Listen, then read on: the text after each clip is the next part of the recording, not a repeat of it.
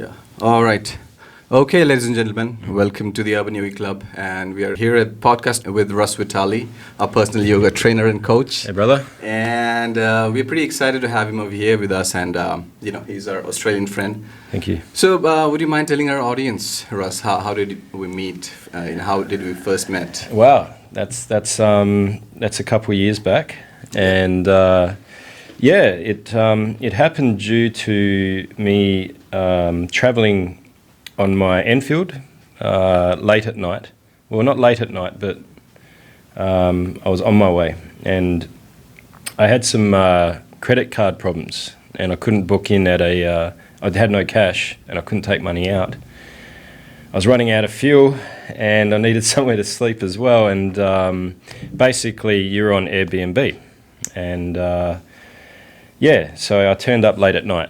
All right. And you accepted me in a late time, and thank you so much for that. No problem. It's been a pleasure, and I'm glad we caught up. After that. Yeah. Yeah. It was so a great how has connection. been your Airbnb experience? It was very good overall. I mean, Yeah. so far in your tenure with Airbnb. It's interesting.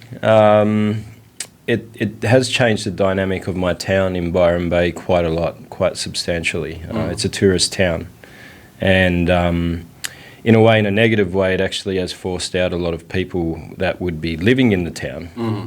But in a positive way, it's opened up a lot of for tourists to come in and feel a local's experience within someone's home. Right. So there are these pluses and minuses, and it creates jobs for people as well. Like for tradesmen, there's a lot more work because these houses are needing to be upgraded for visitors and things like that. And then there's quite a bit of a flow-on effect. It's a massive beast, the old Airbnb. So it's a pretty sweet deal to work it out, and when you're hosting guests like yourself, it's always a pleasure. I had a few interesting hosts. I would say there was a couple who used to come over, and they spent a couple of nights in one of my other Airbnbs, and they were decent people. And there was one guy who just came for the heck of it. Right. He was like, I just want to do something crazy in my life, so I want to do Airbnb. And he was attracted to you. Not primarily, he wasn't that way, but he was just something crazy for him was Airbnb, and moving 20 kilometers away from the city was like pretty crazy for me. For sure, yeah, that is for some people, absolutely. Yeah. So there was like, that's what, but Russia, I'm sorry, Australia. Russia. No, I haven't been to Russia. Planning to, but not yet. Australia. Well, Australia is on fire at the moment, so it's burning up. In the wrong way. Yeah. If they're on fire in the cricket, I'd be happy, but they're not. Right. It's the land that's Apparently, on fire. Let's not go over there. We have taken over, so. Yeah, that's okay. It's okay, but it really is catastrophic. Is actually the word. That's what's going on back home in Australia, and it's affecting almost everyone. From the west to the east to the north to the south. So we're having some big issues back there. Yeah. Right. Yeah. Australia's really under fire, and bushfire. They say that it's a government regulated fire. Yeah, it's our trees are a lot of eucalyptus trees, and in our bush, and the eucalyptus are known for eucalyptus oil, so they're really quite flammable. A lot of our bush needs to burn. It gets overgrown, and actually naturally it needs to it needs these fires and preventative fires of back burning. Okay, so it doesn't overgrow too much. Naturally, Australian bush is meant to burn and then regenerate. Right. So what's happened is the government has actually cut back a lot of its workers. I think it was about 60 to 70% of the workers to do those jobs. They've cut them back. And we're supposed to burn the bushes, or that's right. Prevent the other ones from spreading. Yeah, just to lessen the massive impact of the fire. Okay. To regulate it. Yeah. And because we've got less feet on the ground to help with this, they've overgrown. Okay, and a bush can grow quick. Right. And and we're seeing the result of this, I feel. And not just that, but there is this debate about climate change as well. Right. So to have this intensity of fire. So, like from our winter right through to now our summer, we've had burning going on. Oh, it's been almost how many months now? Well, I'd say it's been super intensive for the last 2 months. Okay. But it's probably since July, I'd say things have been getting out of control. Right. Yeah. July, so it's December. Yeah. It's been almost 5 months now. Yeah, and it's The rampage is on. yeah. Now it's heating up because in Australia it's our summer, Oh, so we haven't even hit our hottest month yet, all right. and that's February. Nobody has been taking care of this stuff for like 5 months now? Well, they've kind of our firefighting department is there's a lot of people who are volunteers. They don't get paid, and it's getting so spread out. The effort, is so spread now that people are using their own cars and their own stuff to fight these fires. Right. The government should be sending the army in to help, and they've been refusing to. In a time of emergency, the PM should be calling in the army to help. So instead, he was on holiday in Hawaii. Yeah, really? When it was in massive catastrophe mode, and Australians weren't happy about that. Right. Anyone with allergies, breathing disorders, they're really struggling. And I know that for people in Delhi, they have their own challenges with the climate as well, and the air quality. So we're usually pretty lucky. We're usually pretty good blue skies and clean air. Right. But when nature says enough's enough, it's going to go, and you're going to have to deal with it, and it's knocking at your door. Right. So have you had any chance encounter with fires? Well, Years. just campfires and good friends. So I hope they're able to wipe out the fires soon, and Yes. there must be some efforts really made in that direction as well. So It's been really, the light has been put on that, Right. and it's come are at they the cost. expecting anytime soon that they might be doing Well, this? unfortunately, our PM has just been voted in just recently. I'd just like to see him get thrown out, to be honest. Okay. Yeah, All right. I'd really like people, like Australians can be a bit too complacent. And a bit too, we've got a good life, we'll just kick back and this will pass over. Okay. It's like we need to get on our feet and Right. actually stomp our It's the feet. right time. Yeah. Right. Really. Yeah. Write that out. To really, yeah, Okay. absolutely. Good. All right, and I'm glad that you could join us today and talk about this issue that is really rampaging all across Australia and has baffled a lot of critiques and some climate conscious folks. They're really concerned that this might lead to eventual catastrophe with climate changes. Yes. Later on. So do you think that it might lead to some other effects as well? I've definitely, Yeah. but life is change, so we could say that we're just going through a cycle. There's many schools of thought of what is going on. Right. It could be climate change that is brought on by our behaviour, all right, of just polluting the air way too much, and the polar caps are melting, and that changes the water temperatures, and then the water is the oceans are what affects our weather. So the sun hitting the water. Okay, so there's a lot of things getting thrown around at the moment, theories and stuff like that. I'm keeping quite neutral on it because I actually see both sides. Okay. I really do. So I meant 10 years ago I would have been campaigning for climate change, and that actually is a reality. There's other people that, and you could say this kind of conspiracy theorists, who are saying that it's deliberately being done. Okay. That this is a deliberate act to affect the environment and the climate. Okay. It's just something that I'll put out there. I'm listening into it. Okay. And what they want to do with the climate change, are they expecting anything out of it to go in their favor or something? I think there's a few things. Overpopulation is a big part, and I'm not going to say this is it. This is what it is. But it's good to look at all of what people are saying, and then to really feel into it for yourself. Okay. Because, I seriously, something's up because they're not talking about it. There's a lot of governments that are trying to be, especially ours. I mean, we're selling coal. Yeah. We're selling a lot of coal. We're in a drought, Australia. We're burning, and yet we're washing the coal with water. Okay. Yeah, and a lot of water. And funny enough, being here in India and talking about this, it's actually one of the Indian companies that have come to Australia to build one of the biggest coal mines ever created. Right. And it's Adani Mines. Adani Mines, okay. And it's very contentious because they're taking a whole lot of this water to clean their coal, and there's a lot of towns that are in drought, and the mines are getting the preference of handling this water over these towns that are in drought and need the water. So there's an imbalance. Okay. It's a very big political issue, and our politicians don't want to talk about it because there's a lot of money involved for them.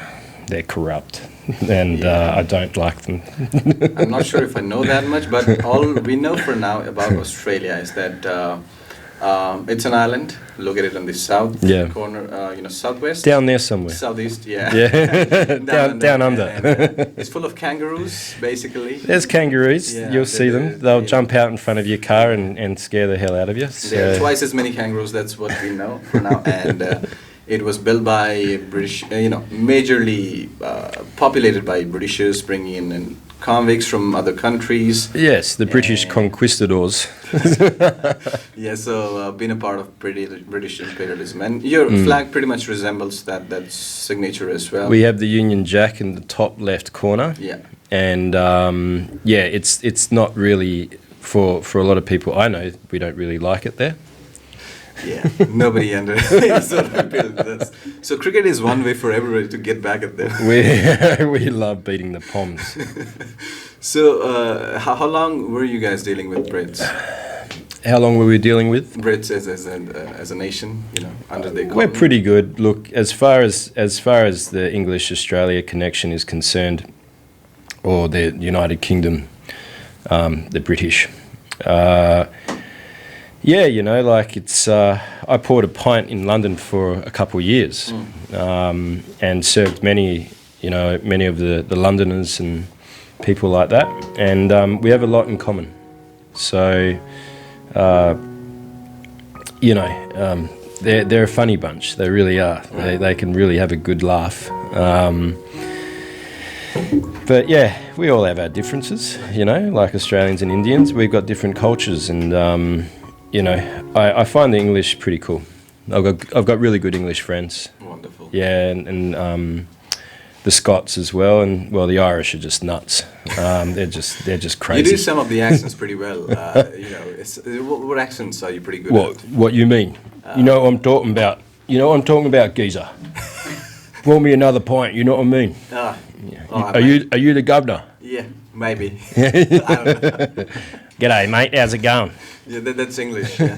No, that's Aussie, mate. Aussie. Okay, that's Northern Aussie. That's Northern Aussie. You get the Aussies and you get the Australians that talk through their nose. Okay. So they go, "Hey, you going there, mate? Talking through my nose." Yeah. Right. I'm Shane Warne and what's his name? Healy. The wicket keeper, Ian Healy. He talks through his nose a lot. Okay. Yeah. Okay. And you get people spoken, so you can hear them quite clearly. But you get your different types, just as in India. In India there's different multiple accents, yeah, thousands and thousands of accents. Yeah, there's different accents every 20 kilometers. Oh wow. Every 20 kilometers there's a different accent. So amazing. What kind of variety we talk about? Yeah. So you meet in the middle and just have chai, and that's good. It's recording, I hope. Yeah. It was paused earlier. It was stopped. It was working. Okay. Yeah. Good. Yeah. All right. So you're into Vedic studies. That's pretty interesting for an Australian to dive into rather than surfing all your life. Yeah. There's something new that you guys are into. Vedics. How did that happen? Could you take us back to where the Vedic studies start for you? Yeah. The studies started for me. Really, it's the yoga. Yoga is, in a sense, it's differently seen in Australia than in the West, than how it's experienced here in the motherland. Right. Yeah. It's more of a workout over there, to do a bit of physical exertion, and then you get the comfort of resting afterwards. And, with a good teacher, you get that philosophy that comes with it. That's what I feel. To drop some seeds in there of thought about, being mindful, and especially in Shavasana, everyone's favourite pose of Shavasana. So to really lie back and to absorb and to contemplate and to let go, and that was really beautiful for me, because I like the astrology, the Jyotish part of Vedic astrology and the Vedic traditions. And I really connected to just so many levels. That there's so many doors to the Vedic sciences that connect to a very deeper sense of my being. It's very much there, and sometimes I feel that I may have been born here in a past life. That's actually how I feel, because it just pulls me back so much every time, and I feel very comfortable around the people and the land.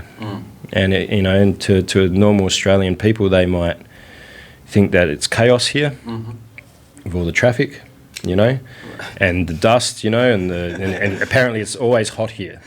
Yeah, apparently it's always everyone's always melting here, apparently, but it's very cold at the moment, and especially in the Himalayas. So, it's just, there's just so much colour in this country, and it's so dynamic, and I see the beauty in the chaos, and the life is like that. That's how India is. And that's how India is. Yeah, and it really just gives it to you full power, and I'm attracted to that. When you're in India, you're all Indian. That's I am it, I am transformed. I am a person that is one with this place, when I breathe the air. What do you want to, breathe in some background about, what sort of led you to this quest in Vedas, and, how exactly did that come about, Well, it was, actually it started in Australia, because as a young man, I had some temper issues. I had too much fire, too much pitta, and my parents were like, what do we do with this guy? What do we do? Okay. Because they tried a few things, it wasn't working. So Mum took me to, and this is very unlike my mother, she hasn't tried meditation or anything like that before. Okay. And she took me to, in 1985, so I would have been 8 years old, giving away my age there, but, there you go. Only 8 years. Yeah, so at the age of 8. Okay. Took me to the Mahaj, who was it? The Osho.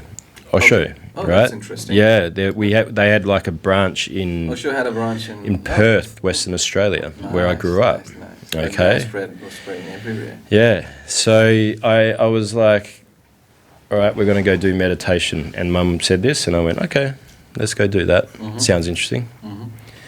And we went in there, and it was the what we would say the orange people. Yeah. So shaved heads, monks. And walking in, it smelt nice. Everything was very clean. Everything was calm. I was like, I like this place. Already straight away, walking in there. And then we sat next to my mother, and they put us into a meditative state. And we were there for, I don't know how long, probably 20, 30 minutes, and then we came back out. And honestly, it was one of the most beautiful experiences that I had at such a young age with my mother, caring for me and my, trying to help me in different ways. She obviously intuitively sensed that I would connect with meditation. Okay. So what did you do exactly at that center? I don't know what the meditation was. I think it was more just working with breath, if I could remember, and the peaceful way that the monk delivered the meditation. Sermon. And that experience there and that vibration stayed with me. Okay. And I always had a positive feeling for yogic sciences from that point, because meditation is from that. So yeah, for years go by, and I had multiple different experiences, unconscious and conscious experiences, putting your foot in the fire, getting burnt, learning life. Yeah. Life school is where it's at. So then it came to a point where I was old enough, and I went through a Shani experience, your Saturn return. Saturn return. 27, 28. 27, 28. So I had a breakup in relationship, and so between 28 and 8, nothing in between was something of significance that might have been 20 and 28. I was more on the material pathway. Okay. I was more trying to accumulate material possession and trying to do what I thought was right. Okay. What society would rather see of me.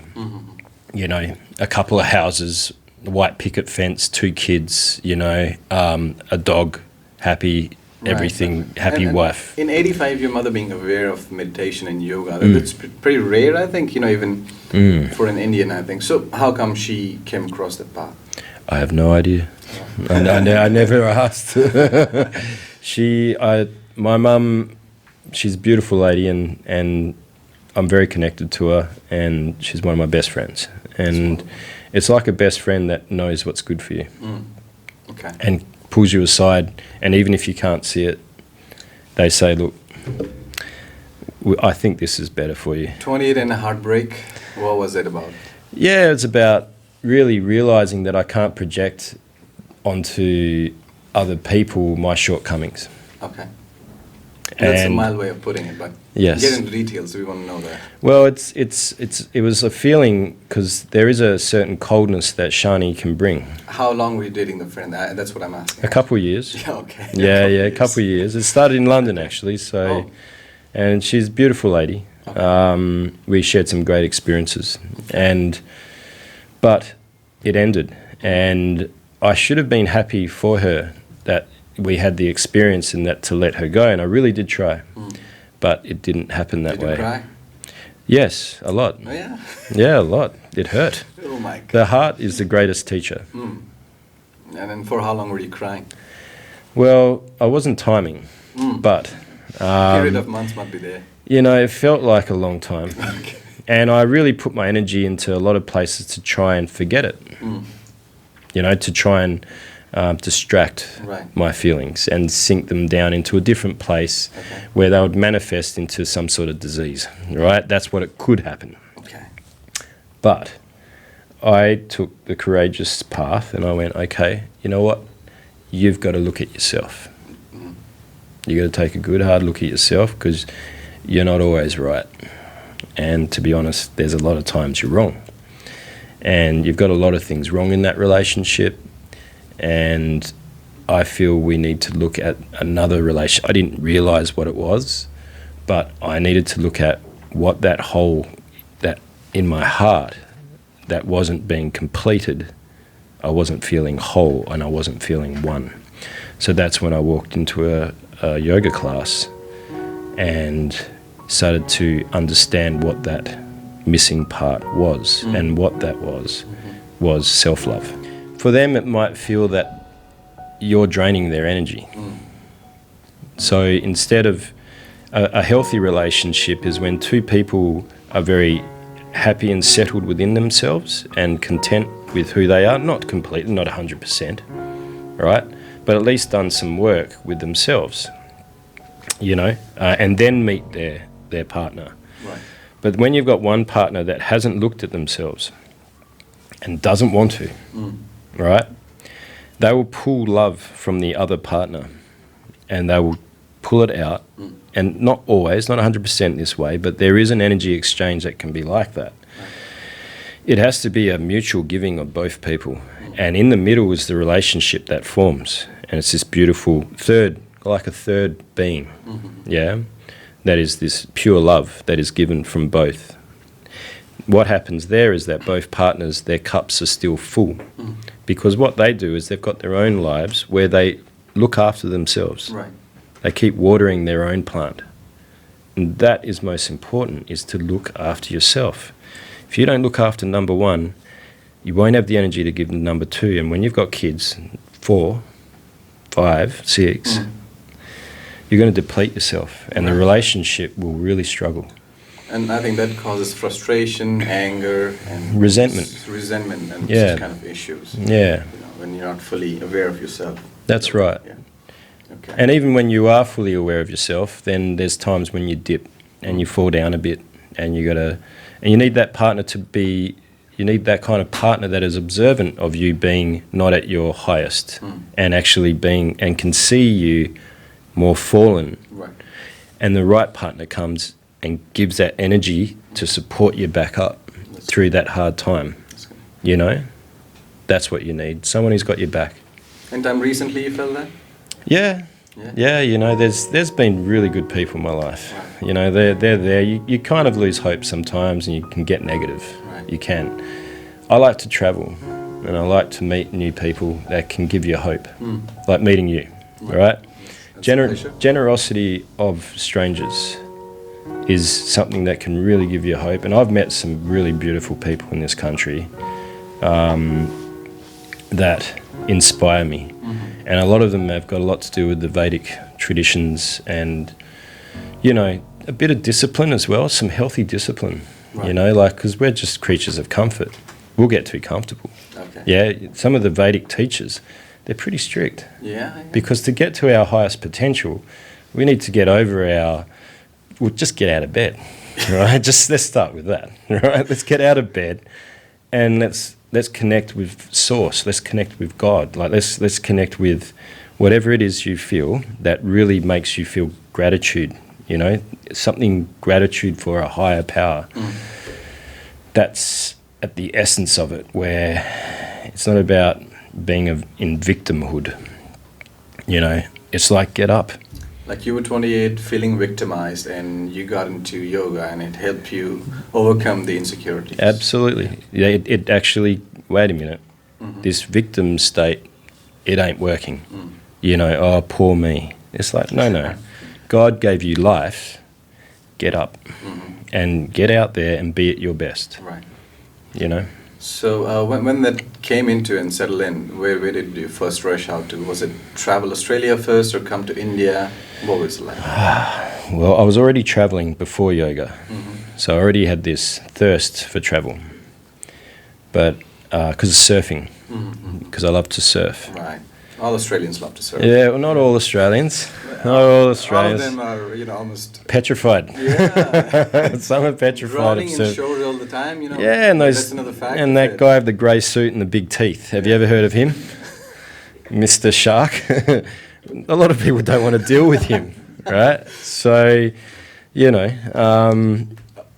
Australians can be a bit crazy. Right. Yeah, so we get out there and surf a lot. Beautiful beaches and amazing sand. Very enticing. Absolutely. Yeah. Have a good time out there. Absolutely, yeah. And you've got beautiful beaches down south, by the way. Right. I think you have travelled more of India than I have, actually. Yeah. I've been surfing in Gokana. I've had good waves there, fun. And all the way down to... I know Kerala and south of Kerala, there's waves as well. Look, in your coastlines, there's some hidden secrets. Right. Yeah. Which is the best part to surf? I don't know. There's in India. Actually, there's a hidden spot. On both sides, there's islands off India. So, I think, there's there's a break on the west coast. There's an island, but I think it's a military island. Okay. So you got to get permission to go there, and it's very hard. Okay. But yeah, there's some footage of a surfer called Dave Rustovich, and he's from Byron Bay, where I'm from. Okay. And yeah, he's surfing this island, and it is incredible. Like, it is world class surf, and it's Indian. All right. It's a military base. You don't know. I'm not going to say anything because I'll get in trouble with the military. I want to get on my flight tomorrow with no problems. So yeah, it's there's gems. Your country is a gem. Right. All lands are a gem, and it's up to the perception of the person, how they're looking upon it. Right. And so yeah. Okay. And then where else you've traveled? You've traveled Mysore, Gokarna, Bangalore, Yes, Delhi. yes. I Have love you been it. to up in the mountains of Uttarakhand as well, I believe. And Yes. where else? Oh, Kerala too. well, I've been out to Chennai as well, but that was for a very strange experience. I was bitten on my little toe by a scorpion on New Year's night. Okay. Would have been 8 years ago. In Chennai. No, I was actually at my teacher's place, his parents' place. It was a bit of farmland. Mm-hmm. And we had the fire going, and we were doing mantra and chanting, and very nice. And then on the way back to bed, something hit me on my toe. I was like, wow, what was that? You know, that stung. Anyway, I kept walking and went to bed. Woke up the next morning and looked at my toe, and it was this little cut in my toe. I was like, what is that? Anyway, I forgot and just kept moving and wasn't feeling too good. Got on the bus, got on the plane. Really, with that scorpion bite? Yeah. I wasn't feeling good, but then I got to Chennai and I was feeling really bad. And then I looked at my toe and it was swelling up. Okay. And there was pus coming out of it. I thought, this is not good. And I was meant to be going to Sri Lanka. I'll tell you, I mean, there's a journey here, but I won't go on about it too much. But yeah, I was in agony by that stage because the flight, when you go up, and the pressure, it must have been the pressure of the plane or something, I'm not sure. But anyway, so came down, found a local doctor down an alleyway. I was feeling very seedy, and basically he opened up my toe and just started ripping all the pus out. And it was like pain. It was serious pain. Right. It was the only way that could be done at that stage. And this is like New Year's Day, you know, welcome to the new year. You know,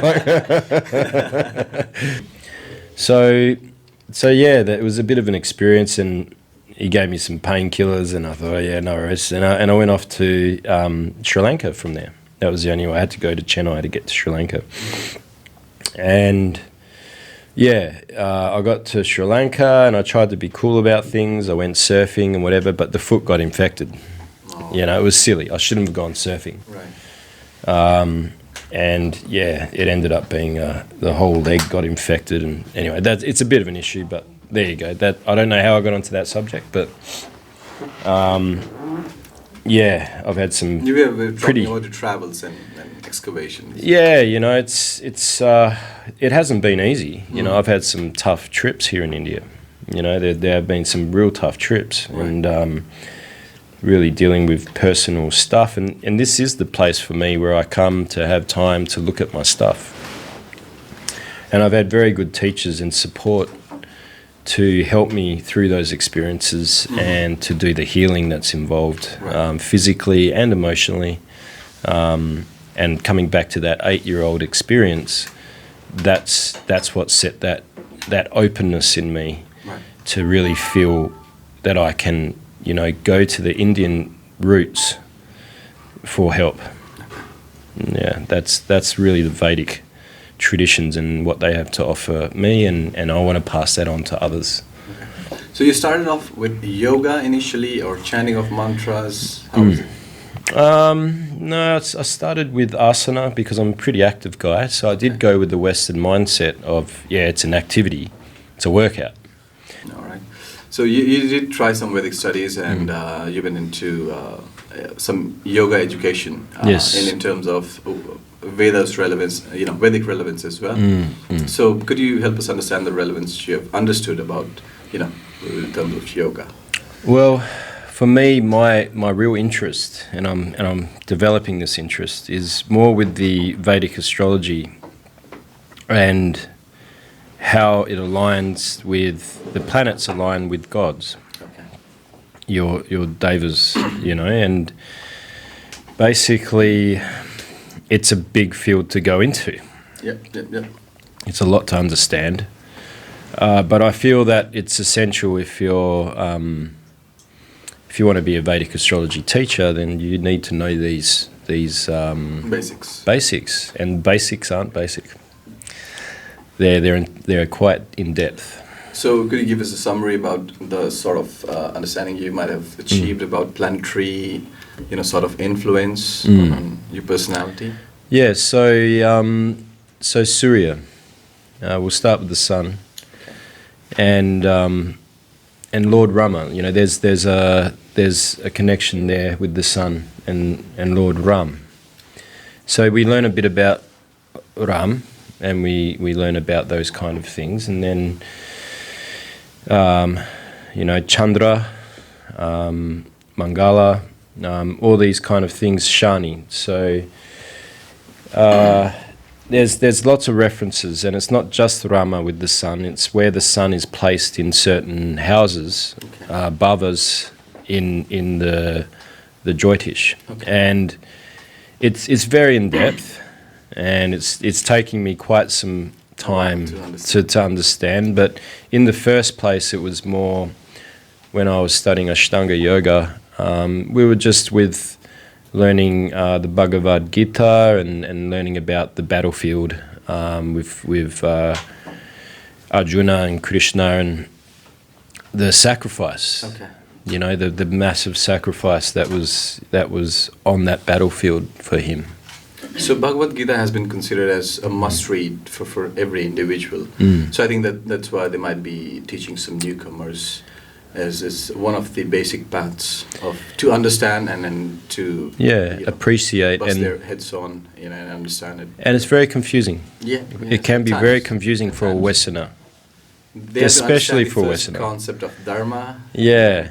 How it resonates to whatever you do across your life, and then how it eventually ends it. Dharma, Artha, Kama, Moksha. Yeah. And, there's certain people that have more of a spiritual sway. I think Bhagavad Gita is more oriented about dharma, or is it about karma? It'd be dharma. Dharma, right? But it's got everything in there. But dharma relates to your basic morality and how you're supposed to navigate around. That's right. And then like there's with different people, there's different kind of intention. Like there's different. They're energetically the soul or the karma is easing them in a direction, or maybe they're just slammed in that direction. Okay. And then there'll be people that are, pushed in a material way, and then there's other people that are more spiritual in their path. Okay. To have an understanding of, the first thing is really know thyself. Know yourself. Just like nurturing a relationship. It's really getting to know yourself and your ways and your tendencies. Otherwise, we can be very unconscious to it and actually be quite destructive in a way. If we don't know ourselves enough, we can be hurting other people around us. So how long did it take for you to understand yourself? I'm still working on that. You're still working? Yeah. That's a lifetime thing, because we're evolving and changing all the time. How much have you understood so far about yourself? With the guidance of good friends and their observances from the outside in, it's, it can be quite confronting, looking back at the mirror. Yeah. But with someone who's trusted that you can go through an experience together, it's sharing that challenge or that joy together has double impact. Right. It adds more substance, where you can really bounce back. Understanding, my Bhagavad Gita given you about, your own self. Well, there's great sacrifices to be made in life, and it's not always about rainbows and butterflies. Yeah, there's a lot of people in the West that think yoga is just about peace. Well, it's one aspect, to be liberated and to be free of the karma that every lifetime that we're trying to burn is a goal. But are we there yet? Do you believe that, there are cycles of life and you go through karma? Yes. Yeah, you started on that? Yeah, I feel that. Yeah, I feel. Okay. And, then you think about bad people getting away with things in life, and don't compare lives. Don't compare your life against someone else's. Okay. Yeah. So could that be one way of, just easing out the general folk, just with that understanding? Maybe no, don't worry. Get back. Well, get it back in the next life, maybe. Yeah. Don't worry about it. Yeah, it's like, you've wasted this opportunity, and that's not good. It's like, be at your highest potential. Right. And, that can drive people to extremes. It's actually, I feel, is a balanced life is the best life. So if you've got material ambitions, that's great. But, leave yourself open to other ways of perception in your life. Right. Don't just cast spiritual life out. Right. It's here for a reason, this strength, this absolute. Right. There are people that are going through experiences that you are not. And have a listen to them.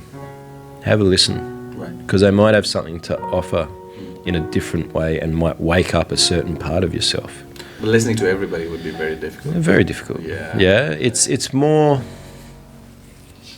again, someone trusted, someone that that is actually a bit spiritual, and they give you some guidance and go, hey, how about you have a listen to this guy, right. And I feel that's...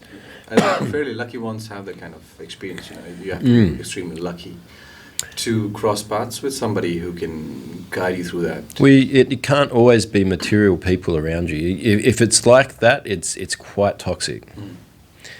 You really need some spiritual people in the mix. Right. Even in the material world, in big business, there's going to be people in there that are actually spiritual as well. Right. So when you're rubbing shoulders in there, and then there's someone that does have a sway towards the spiritual aspect on things, have some courage. Have some courage and ask a question. Really, really do that, and just see where it takes you. What sort of jobs have you done before getting into yoga? Other jobs? Well, I still currently have jobs where I do property maintenance. Okay. So it's in Australia, it's a bit different to India. So in India, I've been watching the guys paint the outside of this building this morning, hanging off ropes from 200 billion meters up in the sky and just swinging, and I'm like, oh my God, how do they do that? And in Australia, things are a little bit safer and a lot better paid. So we don't have enough quality tradesmen in Australia. That's why our our worth goes up. So yeah, it's a different scenario, and that's what I've been doing for a long time since I left school. Really didn't feel to study too much when I left school. I had so much energy in my body, I just needed to use my body. Right. I was an athlete, so I was a swimmer when I was in high school, and that pitta that I was talking about earlier, actually, when you put someone that's got that much into water, then you can't fight water. Yeah? but you can definitely burn it up. Right. And burn up that extra energy you have and do some really good things. So, yeah, I was that kind of active person, and then that activity ended up in the workforce like that. And then it's ended up with that activity as a teacher and actually, say, Mars, in a good position in your chart. It's very good for teaching, commanding, leading, those kind of things. So, yeah. Bit of manual labour, to be honest. And I like to, when I see the guys on building sites, in India, I walk up and I say hello, I say hello to them. They've got a paintbrush in their hand, and I'm like, how you going? Oh, that's and they can't, most of them can't speak back. They can't figure out. No, what does this guy want? He wants something, right? What's going on here? Go away, But I'm genuinely interested in them. Oh, that's good. That's good. Yeah, you feel related, and I am related. Yeah, I'm a brother. Yeah, or yeah. Okay. So you are a Vedic student. You are a yoga practitioner. You're a yoga teacher. Actually, you're a part-time astrologer, wildlife enthusiast as well. I would say, and you have a pretty radical, clear take on things and how they're supposed to be and not to be. So you're pretty a bit fanatic about nature. What is it? What do you feel? It gives me air. It gives me my prana. Okay. So I'm pretty honourable to that which gives me life in many ways and supports me, sustains my life. Right. So I have I don't think it's radical thinking. I just think it's actually very practical thinking, where we should really be honouring Bhumi Dev. Okay. All right, as much as possible, because she sustains us. And if we're unconsciously depleting her, we're seeing the signs. The fires in Australia, I feel, is a sign. But I'm open to what other people and their views on that is. Yeah, so if somebody tells you that climate change is not real... Yeah, I want to hear about it. You want to hear about it? Yeah, absolutely, yeah. My brother was saying something similar to that. Okay. But he was saying it was this other thing where it's manufactured and, the media and how it can really abuse... what's the other side's argument? That, trees produce more carbon dioxide. Animals produce more carbon dioxide. So, that's another side of argument as well. So, it's what happens is with the animals, because the meat eating is increasing. So in India it's increasing. In China it's increasing. This way of Western life of eating all this meat is increasing. And what has to happen is there has to be more land. So then you clear the Amazon, right? Then you clear places in Indonesia, or Indonesia puts more palm trees up for palm oil or whatever it is, right? But there's a lot of clearing going on. And people can go, oh, no, but we'll grow trees anyway again, and that's cool. I'm not convinced. I'm really not convinced. I think the energy of how many people are eating meat and having to clear land and trees is outweighing the good that is needed. Right. Yeah, the good is planting more trees at an awesome rate. China is apparently trying to do it. India is definitely doing some things with solar and really trying to make a difference. Right. So as soon as the electric car comes in, that's a real big... it's in. The electric car is in. It's in. But if it's more mainstream and the power can be used with a greater longevity with the vehicles, and the power can be used for trucks and things like that, then we're really looking at some, really good improvements with the air. Right. So I think we, people around and there have been pretty much of interest, from some folks in India as well towards, what could you say, electric cars, and they're pretty much looking forward to it. Recently most of them have switched on to CNG, so that's another thing, a good thing to do. Most of the cabs and taxis have switched on to CNG rather than petrol or diesel. So they're doing pretty decent to save the environment. The industry is big. Yeah. Right. The cogs of the machine are very big. Right. Yeah. So to just convert over to solar, it's not this thing that's that easy. Step by step. Yeah. Baby steps. Right. You know. So I fully understand that. Yes, and it's going on well. Kia has launched a recent one of the models in India about electric cars, and I think Tata and all are also switching into. So yeah, that's a decent step. And I myself am looking forward to an electric car. It would be awesome, you know. But I can't hear you coming though. That's the only thing. Yeah, like that's we've really got to take that in consideration. Beautiful thing about India is that you honk your horns, and then there's a lot of people that don't like the honking of the horns. I'm sorry. The future is honking horns, all right? Because we're not going to hear the electric cars coming. All right, that's good. Are you off, or are you off to just? Just a second. Just say okay. Oh, all right, cool. Yeah. So you have had your involvement with yoga, and then it is considered to be a lot related to Hindu culture as well. Yes. Sanatan culture, or if I put it passively in a way. So what have you understand so much about the religion of the culture? So much to say. I know nothing. No. Yeah, that's one of the first things you say, Right. and it's really true. Because it's so big and everything's changing, and I just feel like I'm an infant, Okay. you know, that just has so much to learn. Okay. You know, about the Hindu culture, You're aware of some of the lords and gods and goddesses. yeah, you know, Some mantras. More some mantras and the power of those The mantras. stories behind the gods. Yeah, and the the different lokas and how mantra is the way to bring you to that higher level, and it's like it's super potent. It's really potent. So I understand that, and it can be overwhelming. All this information. It's so I don't. It seems fictitious at times. The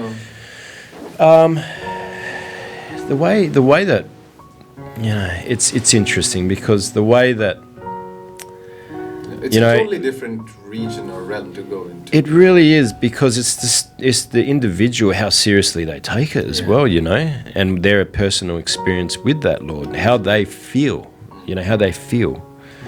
Some people just make an appearance. All right, okay, well, this will keep me in check, and someone has seen me there at the temple, and now they're happy that they've seen me at the temple, all right? It could be these kind of things, all right? Whatever it is, I don't want to judge too harshly, right? Everyone's got their ways. But authenticity is a good thing. Actually, it's a great thing. And be authentic with yourself. If you're doing it just as being an appearance, maybe your energy should be put somewhere else, just be true to yourself. But then there's repercussions with the family, right? I know the family is strong.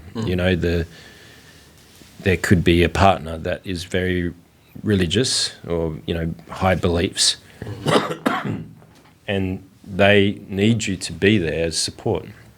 So what kind of conflict does it create for you when you're from a different origin altogether, in terms of culture that you're brought up in, and then you're accepting a totally different culture for yourself?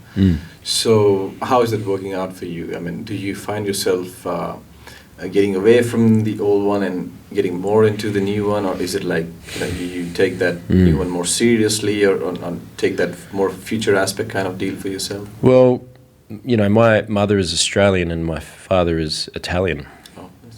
We got two different cultures going on there, and I live in Australia and I live in a place called Byron Bay. It's very accepting of different cultures. It's very different.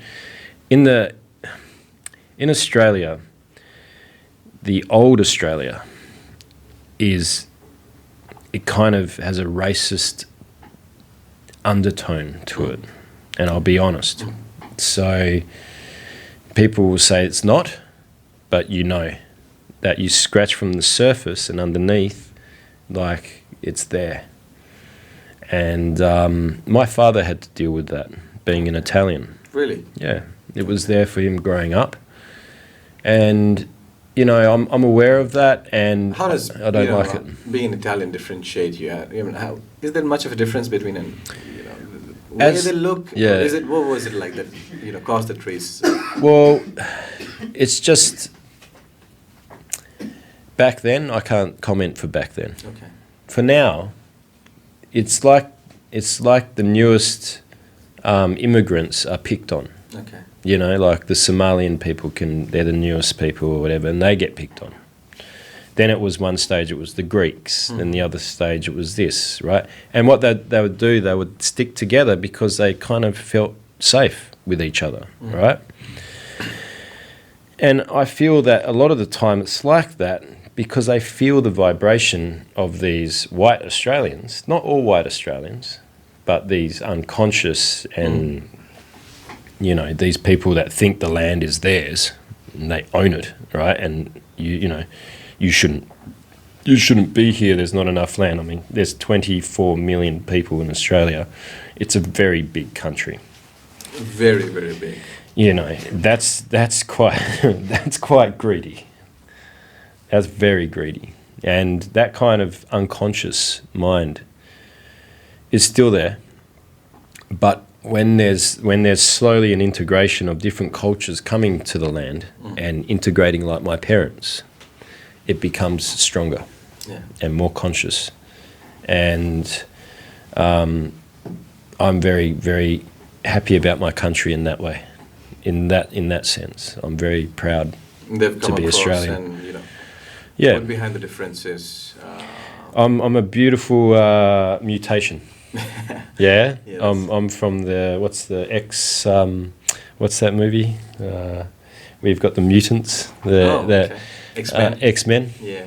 That's me, right? Yeah, well, you are from Chris Hemsworth town. Well, that's right. I'm not from Byron Bay anymore. I'm from Thor's place. Yeah, you're from Thor's place. So but coming that has a mutation in itself with the effect, you know, the parental lot might bring on you. Yeah. So coming back to it, when I come to India, then it's just me. I accept. You know, I'm very accepting of this culture, and I come back to a place, Thor's place. I go back to Thor's place, and they're very accepting of different cultures, and they do love the Indian culture and what they've been able to gift the planet. You know, especially with yoga. Mm-hmm. True. That has been our only, you know, contribution after zero, I think. So, Yeah. So after geometry, a little bit of geometry, maybe some mathematics, and some. Well, there's a few things in there. There's absolutely a few things in there. Absolutely, true enough. And plus, you know, you might find a lot of Indians as well in Australia. Yeah. You know, we are everywhere. Yeah. Well, yeah, we are taking over. That's more like it, No, they're there. Absolutely, mate. That's what it's about, really. It's spreading out, and you know, I you know, I'm like, well done for coming out to Australia and having a go, and that's what it's about. It's having a go. You know, you Australians surf, you know, just like from your teenage itself, from very child onwards, and you are much into that kind of sport. So, how are Indians like over there? You know, you must have seen a few of them. So, are they into surfing? No, they're not in the water. they've got a full fear of samudra. You know, like yeah. So no, I don't see them in the water often. And even when I'm here in India, you don't see the Indians. They're just like they'll maybe roll on the sand, and the wave might crash on them a little bit, and that'll be enough, you know. And their friend is trying to drag them out of the water. This kind of thing. But yeah, you know, like the Indians are over there, and they're good with business. You know, the Indians are good with business and good with family. These two things, you know, they're very solid, and cooking. Food, you know, and it's just amazing, you know, that contribution to community and society is welcome, you know, it's absolutely welcome. Yeah. Good. I think the thoughts were much different back in the early 1990s or somewhere close to that, you know. It was much unpleasant for, I think, Indians over there. Yeah, I think in Sydney, and I don't think it was that long ago. I don't even think it was in the 90s. I think it was in the 2000s, but there was a lot of problems going on with racism, you know, and it was being brought to light. We had these riots in this place, Maroubra, I think it was called, and in Sydney, and that was with the Lebanese. And, it brought up a lot of pain for our country because it actually started to bring up some of our wounds.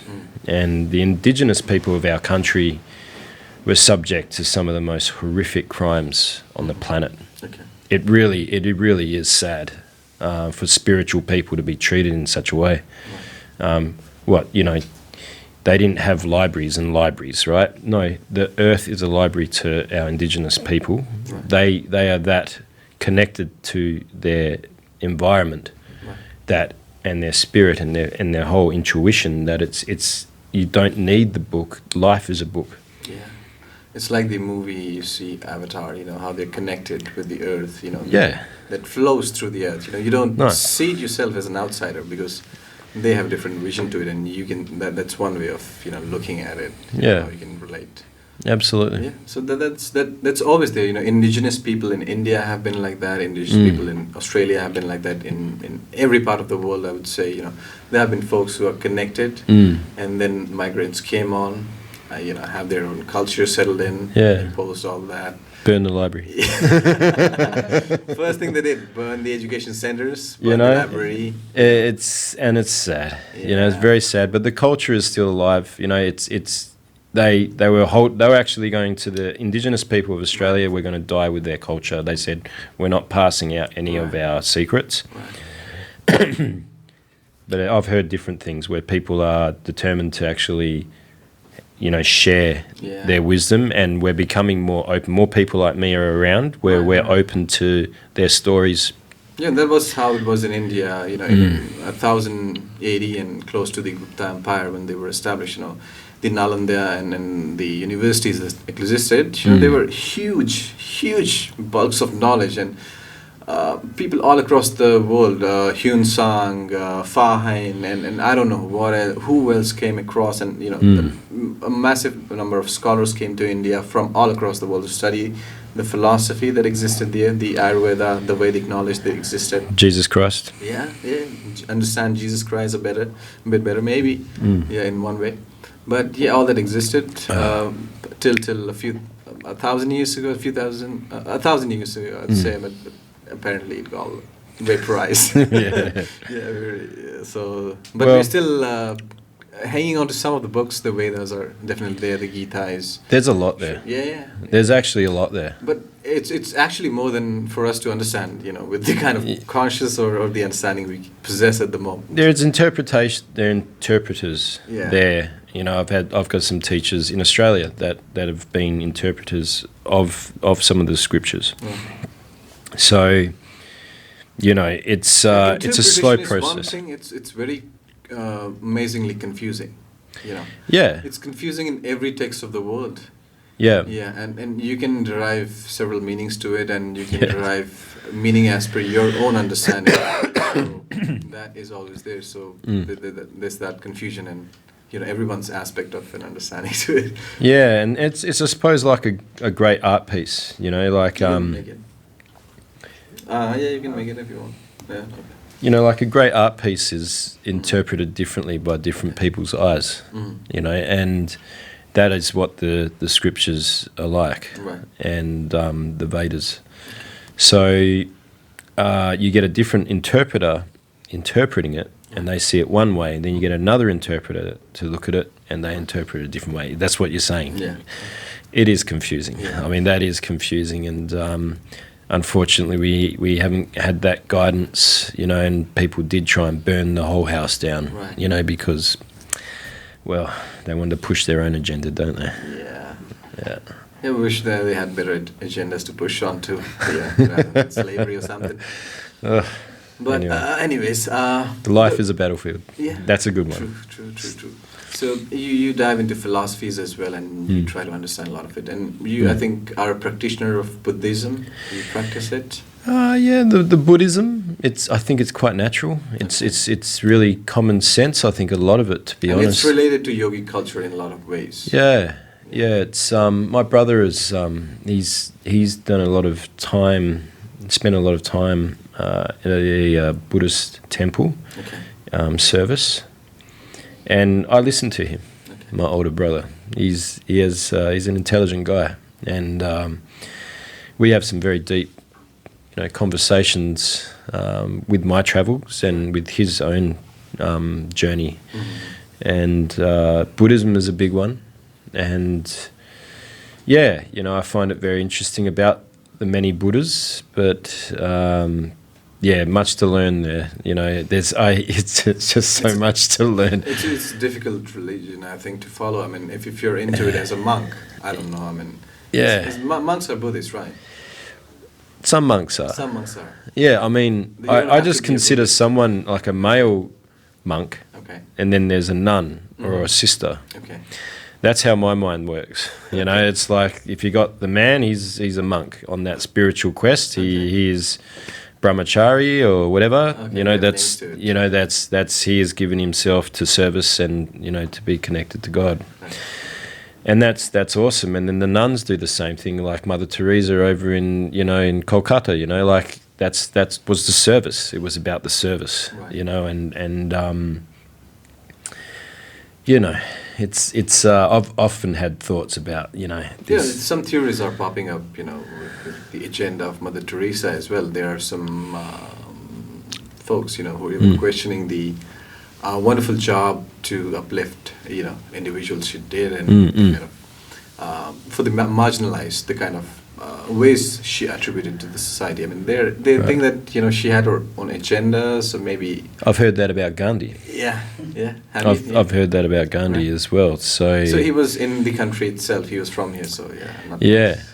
So like a self-interest, like and what are they getting out of it? It's kind of like, ooh, you can't say that, and it's like, well, really. There are some things there for people to look at, like it's not like everyone's just a saint, 100%. There has to be some asura energy in there as well. It's a balance. I don't know. That's my belief in my way. It's like, how do you know the dark from the light and the light from the dark? What I understand it to be, since there was certain kind of religion she was practicing, that could be one way for some people to look at it and relate it to something that is she might be enforcing to the folks she's helping out, and they might be getting more influenced with that sort of person stepping into their lives, who is so rigid in their beliefs. And they might want to switch their own beliefs. Okay. Yeah, and that gives a perspective. For people to look at. Yeah. Well, it's about perspective. Yeah. That's what this whole thing is about. It's not just one way. Yeah. It's not one-way traffic. Right. We need to be the flexible yogi that observes both sides of the argument. That's the beautiful thing about the Vedic culture, is that a debate isn't it's not a fact, right?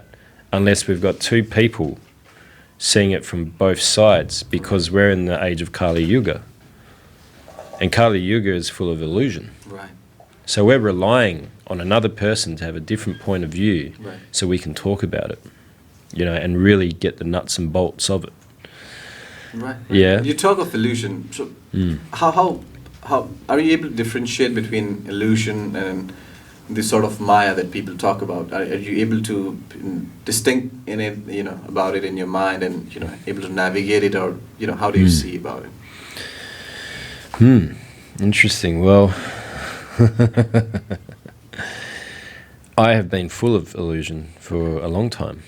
I've had. I'm hoping people understand what I'm about to say, but in the astrology sense, I've been going through my Rahu Dasha. Okay. And Rahu is the north node of the moon, and is related to a lot of illusion, a great deal of illusion, and obsession. Okay. These kind of things, it can really send you down a very interesting path, a very exalted path, a very amazing path, but can also just ruin things completely. Right. So, yes, coming back to the question, illusion. I don't really know how to answer, because I'm coming from a place of really trying to find clarity through my illusions. Right. All right? I put myself in certain energy into certain places with no result. Yeah, this can happen. This happens a lot of times. This can happen. Yeah. So I need someone else to actually guide. We need guidance. That's where you need a teacher. Yeah, We need a teacher. Yeah. But it's very interesting because it really takes you down some very interesting paths and then brings up some amazingly different questions. And yeah, you do need a teacher, and that's what I've been seeking here in India through my Rahu Dasha, is these kind of teachers that really do give you a very good perspective. These very good teachers that you have here. They're here. Go find them. That's good. All right. Yeah, I'll still seek them out. Yeah. So, what level do you take, the yoga stuff to? I would say, is it about personal growth, a little bit of monetary benefit as well alongside? But if you talk about reaching that level of yoga, you have to keep it all away and at a distance, for a really long time, and then be separate from, all clauses of life. Yeah. So where do you see yourself in that spectrum? Well, I feel that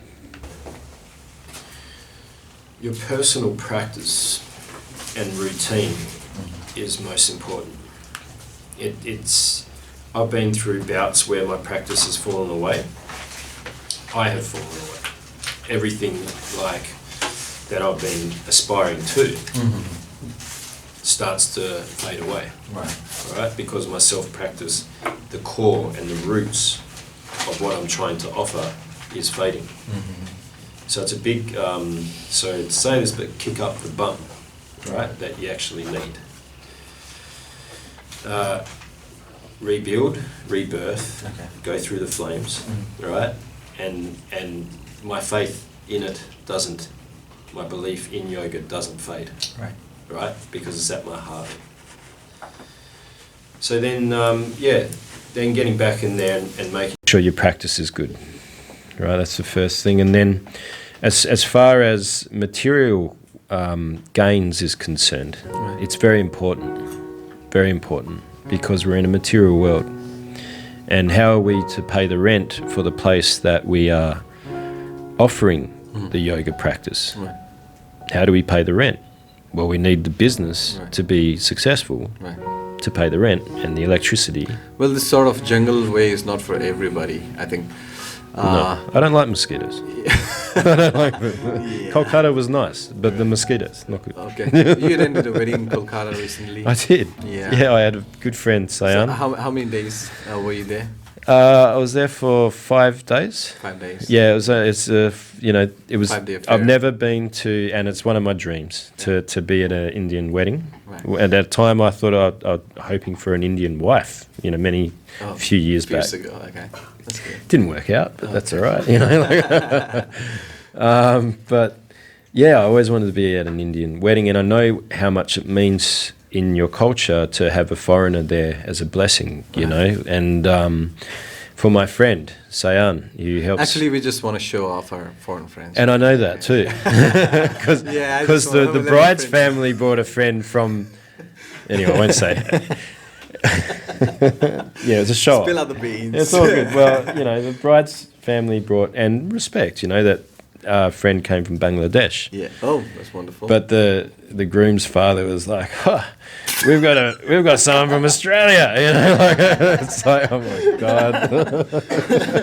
Were they actually flaunting that? Embarrassing. I hope they weren't loud about the friend from Bangladesh. No, that's what I mean. It's just a bit of fun. He's a very funny guy. My friend's dad. Okay. He's just making a joke. But this wedding was an amazing experience, and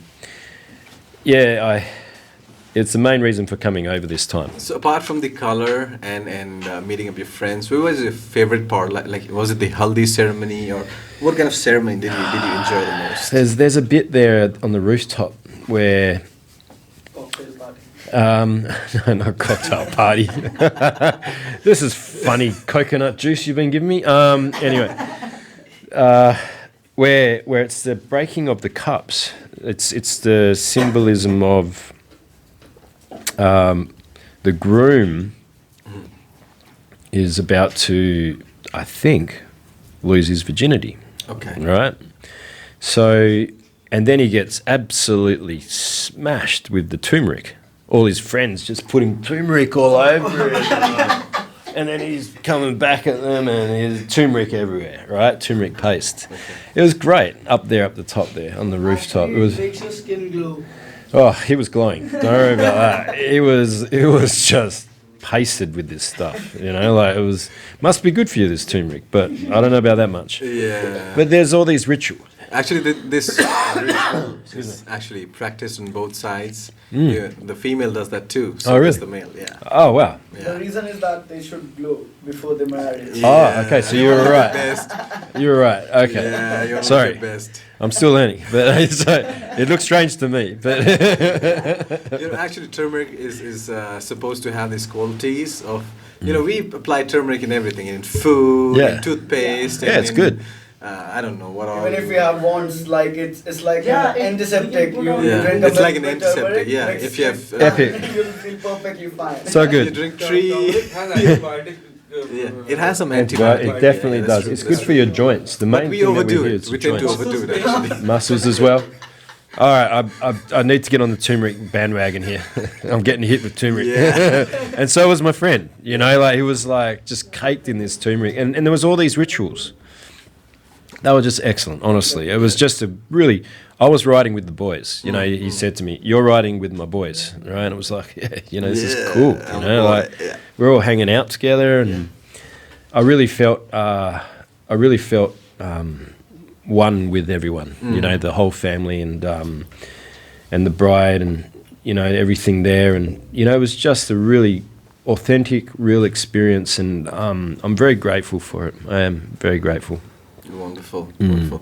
And did you enjoy some scenic beauty as well nearby? In any place that you? Yeah, the sweets. We went into the shop with the sweets. Tell me about that sweet. What do I get? What do I get? It's just everywhere, wall to wall. Kolkata style, the Bengalis. It's like they do their food pretty damn good. They're really good at their food. Explain to me that how you explain that rasgulla.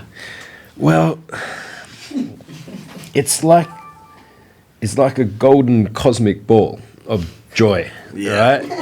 And it's just saturated in this syrup, and I'm like, and the boys are like, "You got to try this," and I'm like, "Well, what is it?" It's like, "You just got to try it, right?" And then it's like, pull it out. And they said, give it a squeeze, and I squeeze, and all this syrup just starts coming out, and I'm like, just throw it in your mouth, like, and it's angelic. It's angelic. It is like. Open a shop of sweets in Australia. Do you think it will be a boom? Yeah, I think it would be, but you need the right people to make it. You got to get the Bengalis out there, So yeah, it was. Absolute honor. We should ask Didi to send them over too. The food was so good. Those of you who want to go out, I was. Look, it's They told me, they said, look, us Bengalis, we got bad reputation. We're a bit fat and we're a bit lazy. And it's like they were talking about themselves. It's like, but what do we do? The food's so good. I don't want to leave home. So yeah, I get it, man. I taste it. I sense it. Yeah, the sandesh, the rasgulla.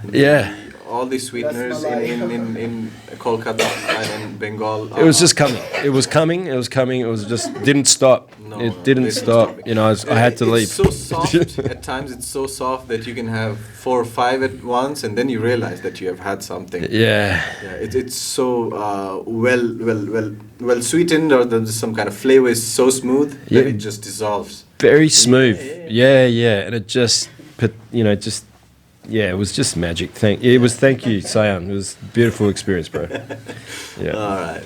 That's wonderful. So, apart from the wedding, which river or mountain did you enjoy the most? Well, you know, Rishikesh is really just in the foothills there, you know. So, but it's the Ganga. It's the Ganga that is all powerful, really. Yeah. I mean, it's. I make sure that I go there and, you know, drop to my knees in the river there and just fall straight back, you know, and make sure the water goes straight up my nose, you know, and Cleans up the pores. clears it out, And all you the know. piss comes right to the nose and Whatever. spit comes right. Yeah, and then a burning body comes past. No, it doesn't happen like that. All right? You know, in Australia, it's like that. You think about the Ganges in Australia, it's like, oh, that's the place with all the burning bodies. It's like, yes, mum. No. Where I am, the water is very pure. It's very nice. You know, it is very nice. So, but yeah, for most of the world, we think of what's happening in Varanasi. You know, with all the bodies being burnt. I think there was some report back in the 90s or 80s where it was talking about the Ganges and how polluted it was. So Right. It's still very polluted. I believe There has it. been some massive efforts made recently, but it's such a huge river, you cannot really easily do anything about it. You have to Yeah. be very, very regular and be every day up to the job to make that happen in like maybe 3-4 years or 5 years maybe. Right. Then it might just happen. right, If you're every day to the job. That's yeah. one thing. So yeah, the Ganga. Yeah, Rishikesh has proved to be a mixture of mountains and river for you. So Yeah, there's no one mountain. You Right. know, it's like it's more the area. And my practice was pretty intense, so I couldn't actually get away too often. We had a couple excursions. I went to it's a bit of a tourist destination at the moment, but the Vastista cave was quite nice. I very enjoyed that. You must have liked it, the stones and the river passing by through the stones where you could sit and do the yoga. Yeah. Some asanas over there Yeah. peacefully. Do some poses, you know, on the stones there. It's have you more. heard any stories over there about Ah. some gods in Rishikesh recently? Not really. I mean, I'm with the gods. Yeah, I suppose. What are we looking there? Lakshman. So I think Lakshman is the brother of Ram, and he came there and meditated. Yeah. That's just one story, you know. And there was a spot, my favourite cafe, where I'd go on a Sunday morning and get the morning sun. It was very nice. And then right next door is a spot where he sat and meditated, and they've built a temple there. And it's starting to make a bit of sense, you know, that a lot of places where these temples are, where these holy people have been and meditated and done their practice. So have you felt that surge of energy that people claim they have when they sit in these temples? I have a surge of energy just being there, Yeah. in the place, Oh, okay. That's good. in this country. That's how I am. That's why I feel like I was born here before. Right. I just feel like I'm coming back to a birthplace. That's wonderful. And then, what kind of food do you enjoy the most? I mean, the local, like vegetarian, non-veg, or what kind is it? No, it's vegetarian every time I come here. And I know there's good all round, but the veg is done so well. I just, you know, why refuse? Have you seen some other rivers like Brahmaputra, Kaveri, maybe in the south? I haven't really, you know. What did you say, Kaveri? Kaveri. Yes, I have seen this. Yeah, I have been there. But yeah, you know, I haven't been a tourist here that much. Yeah, since you're a fan of Sadhguru, he has been recently very much out about Kaveri because it's depleting, you know, in a really? massive way. So he has recently organized some plantation, I think a festival kind of thing, you know, and where he planted like 10 lakh trees or 10 crore trees or something around that, and I contributed like $420. Yeah. That's good. Yeah, I did. Yeah, I planted 10 trees over there. Yeah, Yeah. wow. That's it. No, it's great. Yeah, See, it's about contributing yeah. to the positive cause. it's no use saying stuff and having no action. Right. Yeah, that's a part of the issue at the moment with a lot of things, is there's a lot of people at each other and throwing stones at each other online. Are they walking their walk? I mean, are they walking their talk? Are they actually, in their life, getting on with producing positive things for the planet? Right. Because a lot of people can just talk it and there'll be limited action. We need action. Right. True. So, that's my feeling. So any villages, any indigenous Indian villages that you might have been to? Well, I don't know what to say, the difference. Indigenous. Like as in where a bullock cart transportation maybe?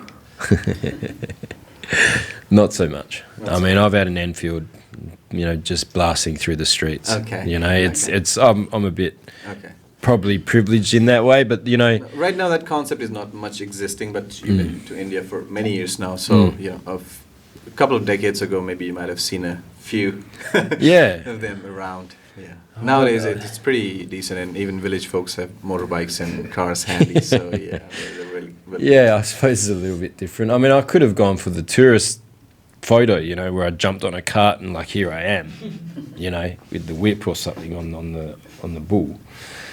But I'm not that kind of person. I don't want to interfere with the worker and what he's doing. He's got a job to do, and I don't want to interfere. So try and be respectful. Which is your favorite city though in India? Mysore. Mysore. Yeah, Mysore, pensioner's paradise. All right. It's where I'll go to retire probably. No, I don't know. Nice. It's nice. I feel very comfortable there, and my teacher's there. So, Okay.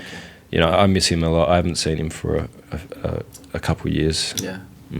All right. So you plan on visiting him anytime soon? Always. It's always there in my schedule somewhere. It just needs to pop up, and then I'm there. Good. So have you visited some Indian clubs maybe? I haven't. If I was younger, I would have done that. Yeah. The clubs. Okay. And, I felt like I was in a club with the whole wedding thing. I was in a special club, with the boys and the girls. Kind of club, like a disco club. Yeah, we started dancing, man. It was like a disco. Okay. Trust me. It was the kind of club I like. Okay. Where you're surrounded by friends, good people. Yeah. Strangers are fine. I got no problem with strangers, but I just don't. There can be. No, I'm not talking about an old man's view to it. Now more about Have you noticed the white hair, mate? All right, I'm getting a bit older. Yeah. So has everyone seen my glasses? Has everyone seen my walking stick? I want to hit this young man over the head. All right, we'll switch right next to the ladies then. Okay. So how have here's trouble. Okay. So what sort of understanding have you gotten so far about the Indian ladies? It's interesting. In the South, they're how to say it? It's just typical, It's you can't pick them. You can't pick. Like women are fluctuating. No. Yeah. Give me the moon theory again. Yeah. The main theory? Moon theory. Oh, the moon. Yeah. Okay. So the moon has 27 wives. Okay, so I'm gonna record this and read this out, and then I'm gonna remember this, for the next time I meet somebody. Yeah. Okay. And basically, I can't remember the gods' names and stuff like that, but there was one wife. Okay. That wasn't favoured by, I think it's Chandra, by Chandra so much. Okay. And she was left out a bit. And I think it might have been Jester. I'm not quite sure. I'm not 100%. That story I know about. That was actually a Saptarishi. Yeah. He had a wife, and I'm kind of forgetting the name again. Mm-hmm. And, during those days, there was an arrangement that the wife has to sit with the rishi, in Indra's court, because she was a balance of power for the guy. Right. She was the real source of power and the real vitality that the the mantras came into effect. Nice. That was the real thing. So she felt that she was just there for that purpose, and eventually Chandra, the lover, came along, and then he took her. Right. And then I think it was the main rishi in Indra's court. He was the guy, and then he was like, "So I curse you now." That's right. Yeah. The curse. You know, because he was favouring people like one of his wives, like Rahini, too much, right? So then he was like, you're going to wax and you're going to wane, you know? And it's this... I love that. Yeah. I honestly, I love that story, Yeah. you know, and, you know, I need to do more work on it, obviously, and more studies on it. Right. But... So how do you relate those 28 days of moon cycle to your understanding of ladies? So they're all different and they're all beautiful. Okay. You know, all the wives have got their beautiful traits. They've got some absolutely demonic traits. Right. They're pretty tough work, some of them. Yeah. Yeah. So I feel like,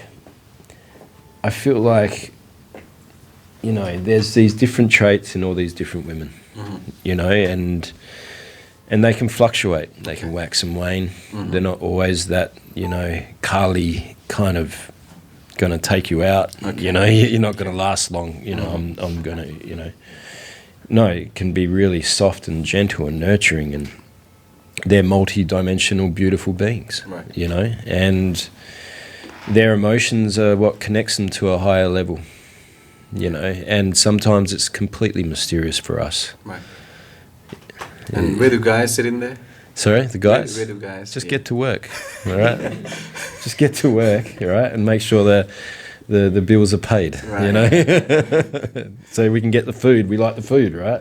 I know the first thing that you do that when you first land in India is you get a head massage and a shave for yourself. Well, I don't mind getting a polish on the bowling ball. Yeah. Yeah, you know, the bowling ball likes a polish. Yeah. Yeah, it's one of the treats when I come here. Yeah. The getting out the cutthroat and giving me a nice shave and then on the head, you know, like, it's fantastic. Then if you're It's super. scared with that sharp blade swinging right on your face. Well, you know, like, I don't know how many Aussies would do that, you know, have a cutthroat to the throat, you know, like, you got to make sure what's going on in the cricket at the moment, you know, it's like, is it going all right? You know, are the Indians doing okay? Okay, well, it's fine. You know, like, I'll go for a shave. But if if there's something going on in the cricket and they got a knife, that might not be good. Just joking. Wonderful. Yeah, no, it's a treat. So studying Indian mythology, might get you across a lot of strange powered, gods and strangely creative gods who can reproduce with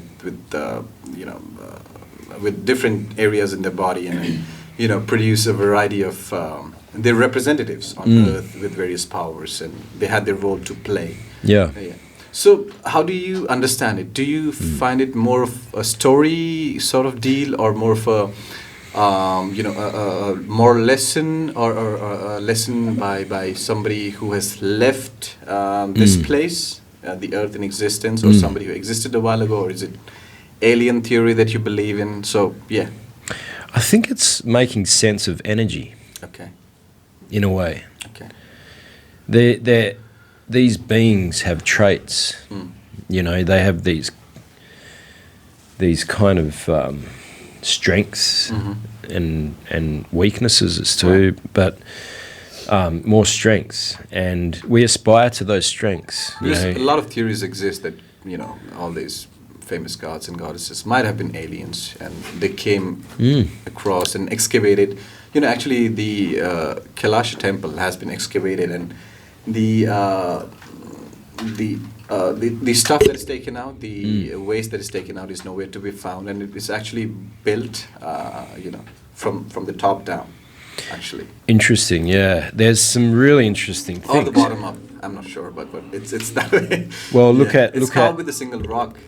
I mean, that's just incredible, and the detail that they carve it to is just. I mean, some of the architecture in these spiritual temples around the world is incredible. Amazing. And the mathematical equations involved and the alignment to the stars is profound. Right.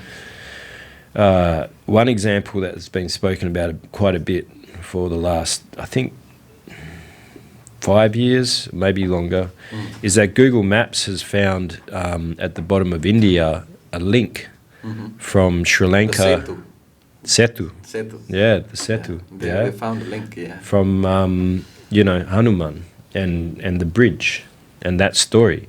And you can clearly see it marked out. Yeah.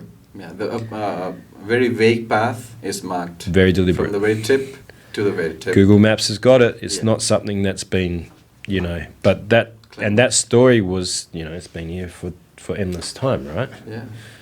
So we just, there's a lot of us just going, see, the fixed mindset won't allow it.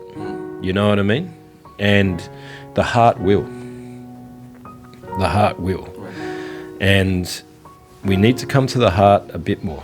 We have a good balance of head and heart, But a lot of us these days are more fixed on the head. And if I can't see it or feel it or touch it and it's not tangible enough, then it's not real. So it's an interesting time. Right. It's interesting that we talk about Lord Rama so much, and we are fortunately sitting in places that is historically pretty relevant to some of the stories that have existed. Yeah. We're sitting at a place which is said to be an ancestry of Ravana, the foe of the hero Rama, and his maternal grandfather is supposedly to be from this place. Yeah, and right. People don't celebrate much of a Diwali over here. It's very quiet. Really? Yeah, and then they kind of keep it quiet and don't celebrate much on that festival, and maybe they celebrate Ravana's birthday, maybe sometime later, I don't know. But that's interesting, yeah. Yeah, that's one of the stories. Yeah, they have got a Ravana temple as well. Have you ever heard of a Ravana temple? I've heard of Ravana. Yeah, but there's a temple on his name that exists in this very place, close by a couple really? of kilometers from here. Because I think he's the lord of Rahu. Okay. He's connected to Rahu. Okay, that's interesting. I think, from what I remember. Okay. I'm going through Rahu Dasha. Okay. It could be that I should pay a visit, to the temple. Please. I've learned a lot. I really have. Just ease up. But since you started practicing yoga, I've looked at some pictures, clean-shaven pictures, and you depict an ideal Western yogi in a lot of ways. A lot of photographs that I might have seen in the past. You resemble a lot of those photos. When I look at you clean-shaven and bald-headed and sitting in a yogi pose. Thanks, brother. So do you think that kind of vibe comes naturally to everybody, and that kind of everybody leans into that kind of structure in a way, or I think if you can see yourself, if you visualize yourself as your ideal, it's a good thing. Okay. Yeah, to really be seeing yourself as a bit of a yogi, a monk. In these days, it's very different to what a yogi was in the past. True. But at least I can shave my head. Yeah. That's one good thing. But in these days, I don't mind a cold beer. And I'm not going to beat myself up over it. Yeah. Sharing a cold beer with friends. It's just how much you have of it that can be the issue. It just comes back to balance. Everything comes back to balance. So, yeah, the images are there, and images are powerful. But here I am with a goatee and a hat on my head, right? So there's changes going on in me. There's change always with everything. So, yeah, I've felt the change. My body is changing, and my philosophies are changing quite a bit as well. As I'm getting older as well. But the main philosophy is to stay flexible in body and mind, and that allows more to come in. Okay. Yeah. That's wonderful. You feel more receptive towards new kind of knowledge. Yeah. I'm definitely open to it. Yeah. As wacky as it may be. Yeah, It's like, are you going to believe this? And I'm like, I'm open to it, man. Like, I'm in Rahu. Just give it to me, right? It might be illusion. It might be fact. Just lay it on me, right? And we'll make our way through it, you know? Okay. All right. So you've been in India for a while now. So tell me about your favorite Indian movie. Oh, really? Yeah. Damn.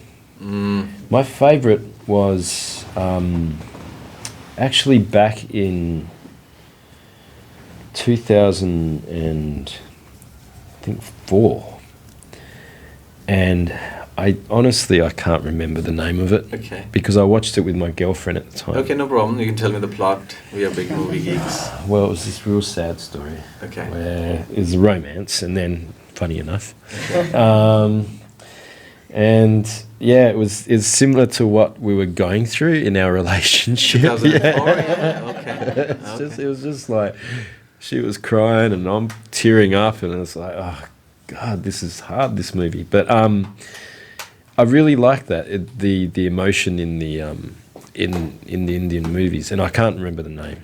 Okay, so, but you know, there was a scene there where she was going away, or he was going away, and she was at home crying, and like and off he goes on his horse and chariot. I don't know what was going on, but Okay. And it's a very sad moment, and there was a moment where we had this experience as well, and it pulled at our strings, our heartstrings, you know, so much, and the drama of it, you know, and it's just. But that's my feeling of you know, Indian movies is they really go for the emotion. They really bring it in there. It could be a war kind of movie as well, and it's an aggressive emotion as well. You know, it could be like that. Right.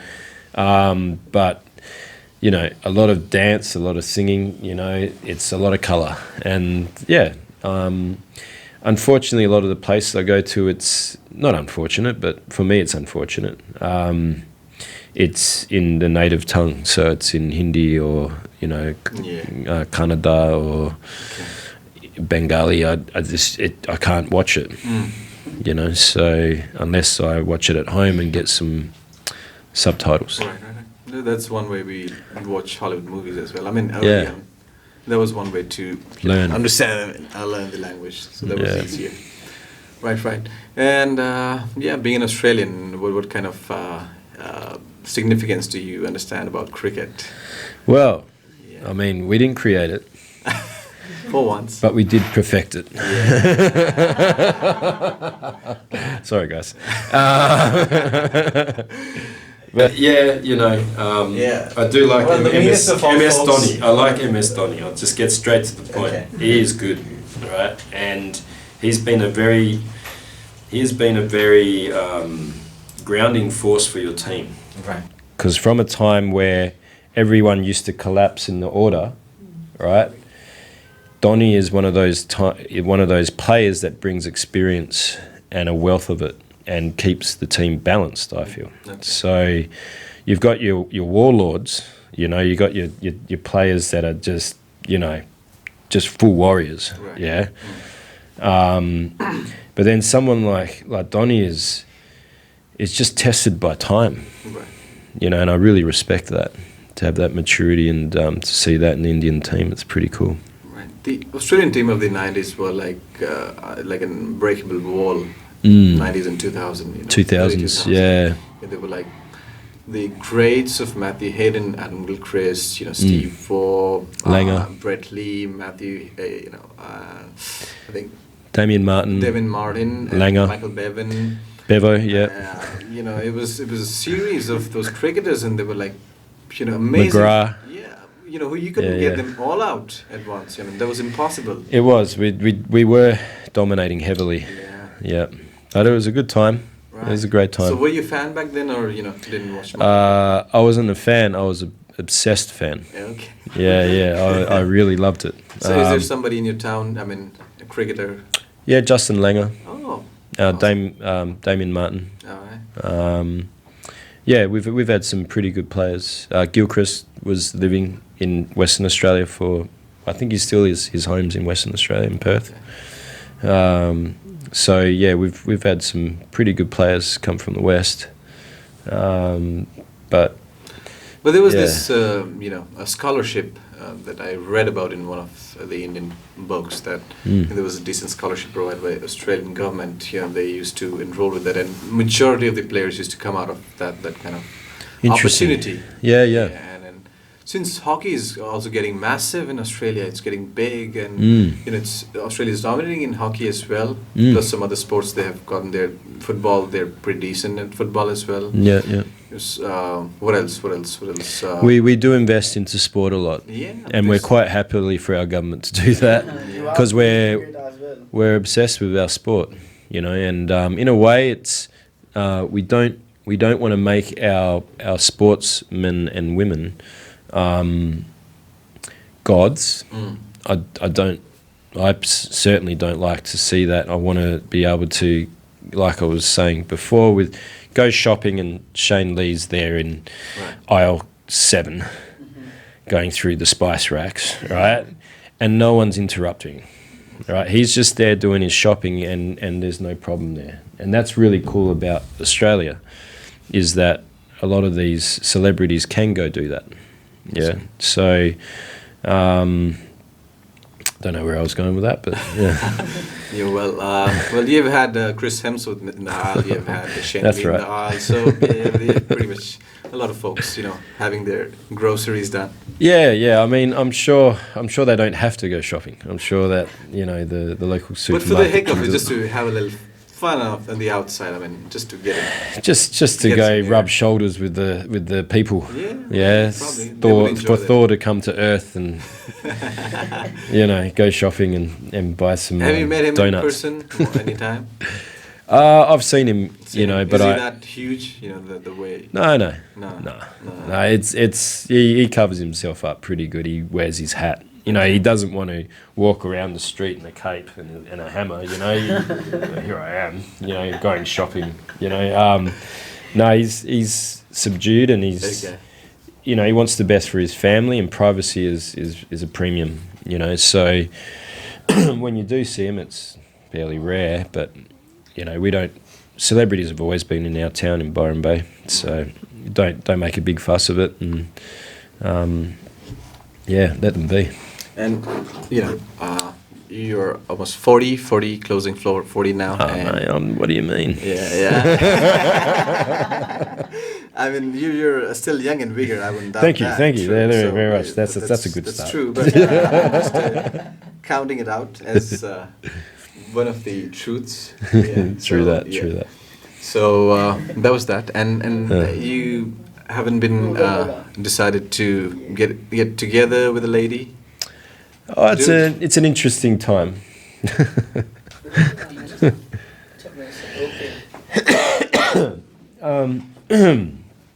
It's an interesting time. Right. I feel a nice sense of maturation at the age of 42. It's a maturation of Rahu. And basically, this year has been a year of simplicity, and I've been calling simplicity in for a long time. It really does help in life to not be overly ambitious and, just enjoy the finer things, the small things. Right. And I think that's maturity coming in, and I feel it. So is there a special someone you're going around with? Yes, you. It's our meetings are like a couple of years. True, yeah. It's a long time between drinks. Yeah, true. The love is too far away for us, I guess. Sorry, man. But there's a special lady in my life, and I'm going to. I want to keep it private, and I can talk about it, but it's I don't really want to blast a whole lot of photos online and things like that. No, that's not the yogi style. Let me keep it private. What happens in the cave stays in the cave. That's what happens with the yogis. So, yeah. That's good. And then, what kind of you've had a fair share with women around in your early 20s, I would say, or maybe before getting into yoga and stuff. So, Yeah.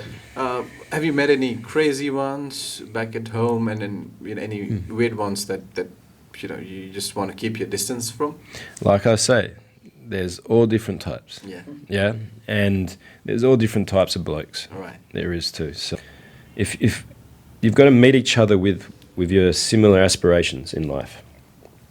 So it's, do you want to have kids? Because these days it's harder. Yeah. It's more expensive. Are you ready? Have you done your own work with yourself? Is your relationship with yourself right first?